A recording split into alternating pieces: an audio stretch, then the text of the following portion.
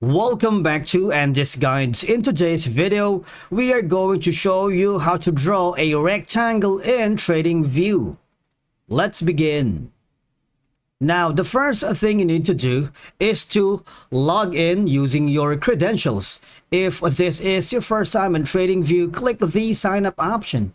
And from here, just follow the on-screen instructions and you're good to go. Now, drawing a rectangle on TradingView can be very useful for visualizing and analyzing specific price ranges or patterns on the markets. Rectangles can be used to highlight specific price ranges that have historical significance, such as areas where the price has repeatedly reversed or consolidated.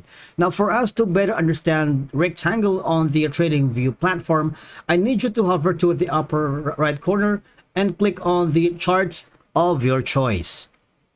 Now, inside the chart dashboard, I need you to hover to where it says patterns, and of course from here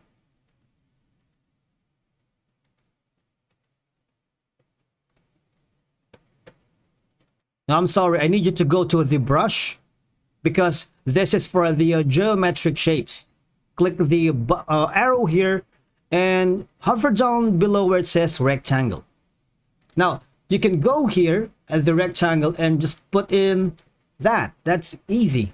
Now, as you can see, a rectangle can clearly demonstrate areas where the price has been consolidated, so moving within a tight range before making a significant move upward or, of course, downward.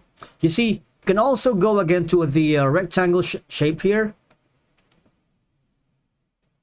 In the bottom, if you wanted more a rectangle. Now, the horizontal lines in a rectangle, all right, marks the specific price levels. Rectangles can show areas where support or resistance isn't just a single price but spans a range. Now, the importance is it's particularly useful in markets where price action tends to be less precise and more volatile.